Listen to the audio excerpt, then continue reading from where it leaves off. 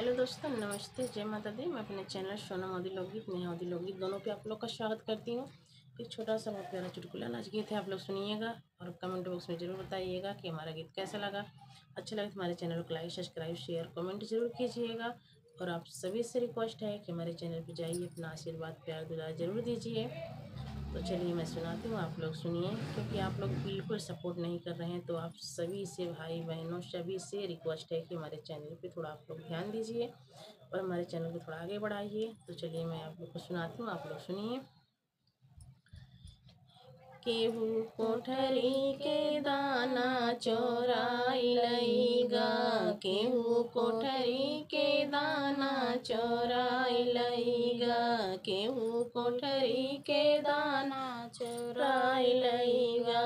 केहू हमरे ननद जी के लंबी लंबी के सिया, हमरे ननद जी के लंबी लंबी के सिया, केहू गजरा लगाई के भगाई लईगा, केहू गजरा लगाई के भगाई लईगा, केहू कोठरी के दाना चोराई लईगा, केहू कोठरी के दाना चोराई लईगा, केहू कोठरी के दाना चोराई लईगा।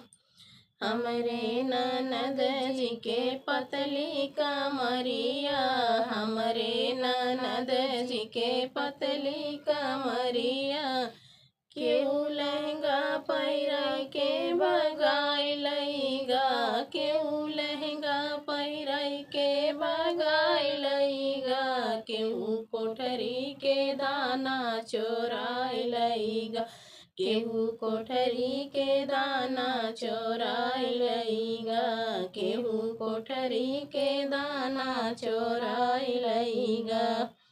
हमरे ननद जी के बड़ी बड़ी अखिया, हमरे ननद जी के बड़ी बड़ी अखिया, केहू गजरा लगाई के भगाई लईगा, केहू गजरा लगाई के भगाई लईगा, केहू कोठरी के दाना चोराई लईगा, केहू कोठरी के दाना चोराई लईगा, केहू कोठरी के दाना चोराई लईगा।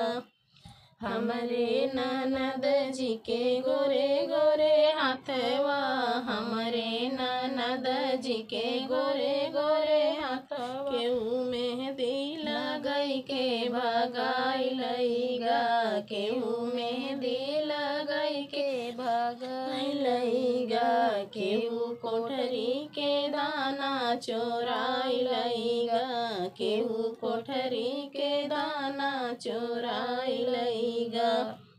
हमरे ननद जी के सुंदर सुंदर गोड़वा, हमरे ननद जी के सुंदर सुंदर गोड़वा, हमरे ननद जी के सुंदर सुंदर गोड़वा, केहू पायल पहिराई के भगाई लईगा, केहू पायल पहिराई के भगाई लईगा, केहू कोठरी के दाना चोराई लईगा, केहू कोठरी के दाना चोराई लईगा, केहू कोठरी के दाना चोराई लईगा।